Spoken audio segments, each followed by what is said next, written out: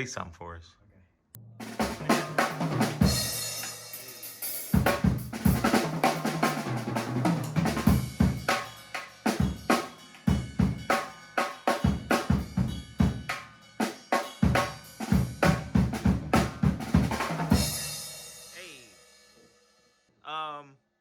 Hey, you like playing gospel? Oh, I love playing gospel. How long you been playing? I've been playing drums for like 12 years. Who taught you? In Jersey City, I had a great teacher named Jameo Brown. He's a really good drummer. My dad taught me for a little while. He's not really a drummer, but he's a musician. And then just kind of along the way, I've had different mentors and teachers. What are you excited most about this semester? Playing for Calvin Gospel Choir. Oh yeah. Yep. Follow him. Zach Instagram? What you? Yeah. MySpace? Zach Ruby. So I picked the music for our music festival. We're going to sing The Name of the Lord is Great.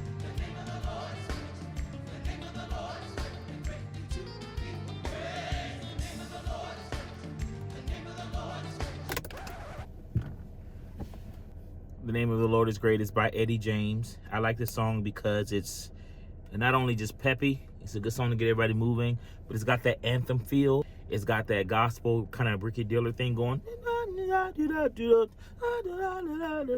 You know, it's really cool.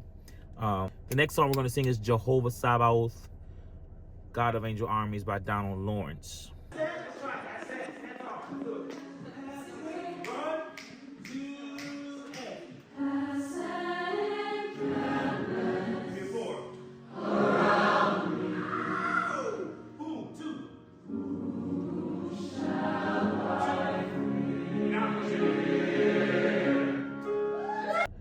This song is very choral-like, but it still got the nuances of gospel music, the crescendos, the deep dark tones. I tell the students round open space.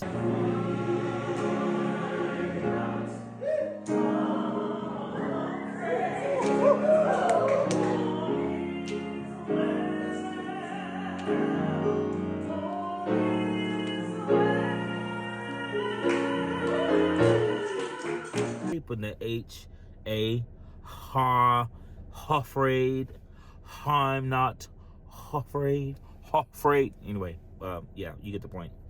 But I think both these songs will fit well in the environment for the Calvin Music Festival. One of my students asked me what's my process of picking music for the music festival, and I try to find something that complements the vibe, as people say, the vibe of the room. And since the Calvin's music department is a predominantly classical space, it's good to pick something. I go for artists, gospel artists, like a Richard Smallwood, Donald Lawrence, somebody that can kind of cross or build a bridge with classical, choral, anthem type, that it can still complement the environment, but also pull out those nuances of gospel music, the sound of gospel music, the embodying of gospel through our movement and through the clapping and the dancing and the moving. But you kind of get the best of all those worlds coming together. So that's kind of my method of choosing, and yeah.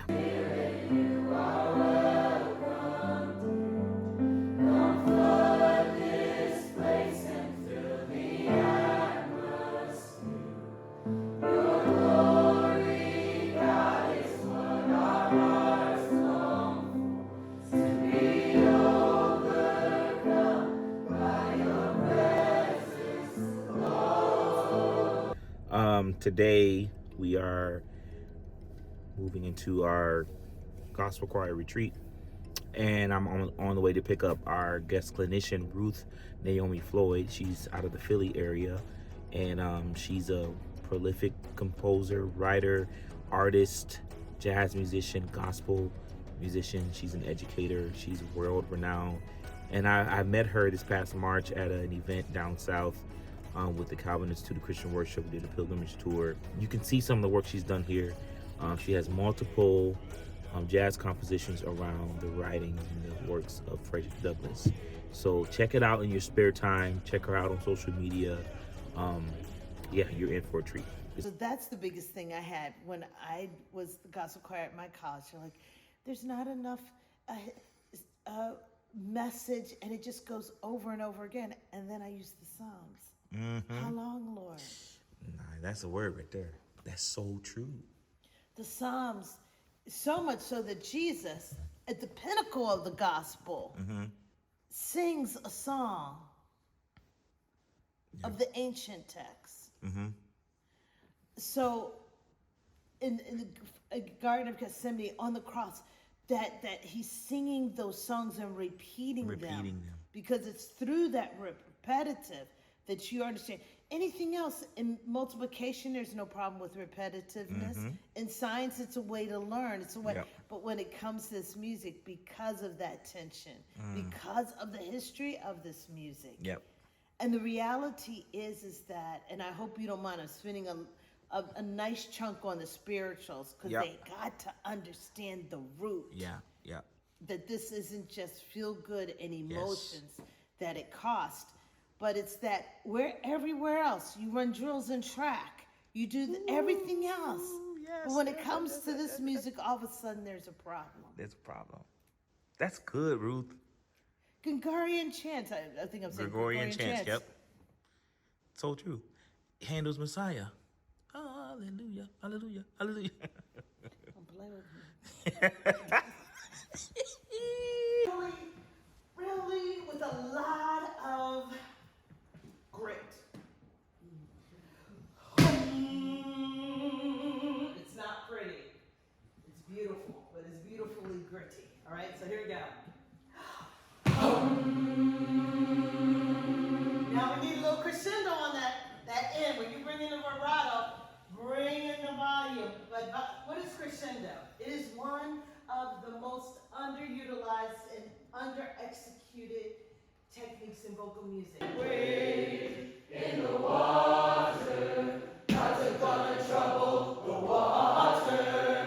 God's gonna trouble the water. So let's sing. See that lamb all dressed in red. God's gonna trouble the water. It looks like the band that Moses led. God's gonna trouble the water. Wade in the water. Wade in the water, children. Wade. God's gonna trouble the water. God's gonna trouble the water. God's gonna trouble the water. God's gonna trouble the water.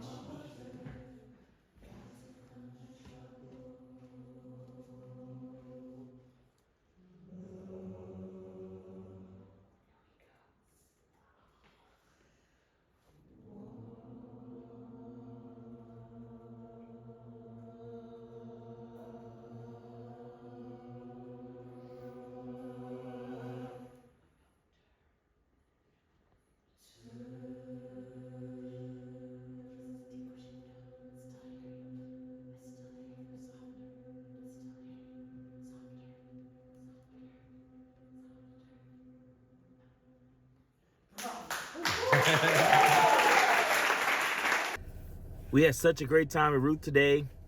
Some of the nuggets that I love that she pulled out was don't abandon the message of gospel music. So for those who are gospel musicians, those who are gospel worship leaders, gospel educators, gospel music educators, don't abandon the message.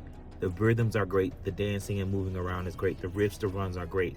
But if you don't have the message behind it, it's a wrap. It's a train wreck, because that message is the message of the life, death, burial, resurrection of Jesus Christ. The gospel is the good news. So if you sing and sing without context, without meaning, and without message, it's a wrap. So I love how she broke that down. One other thing she pointed out was gospel music is the only genre that goes from deepest despair to unspeakable joy. What? Like, that's so true. Name a genre that goes from deepest despair to unspeakable joy. All in the Bible, we see that. David wrote in the Psalms, I cried unto the Lord. He heard me out of his holy hill. I laid me down and slept. I awake, the Lord sustained me. Thou, O Lord, art a shield for me. You know, why, what's the words? Lord, how are they increased that trouble me? Many are they that rise against me. But thou, O Lord, art a shield for me, my glory and lifter of my head. No, these writers aren't bipolar. These writers understand hope. These writers understand the message. So that's the only genre. Gospel music is the only genre. Blues stays on one level. Country music stays on one level. Oh, my baby done left me. Blues, country, R&B. Oh, baby, ooh. You know, whatever it is, it's going to be the same level. But gospel goes from deepest despair, tragedy, bloodshed, to triumph, to God is the glory and the hope and the joy and the lifter of my head. That's mind blowing. It's one of those things that you know, but then you hear it again, you're like, man, that is just amazing. So yeah, and this genre is for everybody. Like, I hate when people be like, is that all you listen to is gospel music? And I listen to more than gospel music, but gospel music is the 98% of what I listen to, because it's so much hope, it's so much lifting in gospel music. And I don't need to listen to nothing that's gonna get my spirit down. I need something that's gonna build me up. So I don't know about you, but if you ain't listening to gospel, what's wrong with you? The last thing that she said was, when we don't tell historical truths and when we don't sit at the feet of the culture, we miss the opportunity to tell God's redemptive beauty through the song. One of the things I'm learning as a gospel music educator is to change the narrative. Yeah, when you go down through history, the narrative was so different, and that's we have to make another video about this. But changing the narrative, telling the historical truths, and when you don't do that, and when you don't sit at the feet of the culture, that's why I know that this music is not just for black people. It's an opportunity for black people to tell the narrative, retell the narrative, an opportunity to make this sound of music available for everyone to witness and experience. But when we don't tell the truth, and we don't allow others to sit at the feet of this culture and to embrace this culture, and then we miss the opportunity to share God's redemptive beauty through this song, through these songs, and through this music. So, Ruth, you blessed my life. If you're watching this, thank you. And if you need me to go to Scotland with you, give me a call. Yeah, it's so much more that Ruth has to offer. She'll be with us again here at Calvin in 2024 in February, which is in a few months. Yeah, amazing.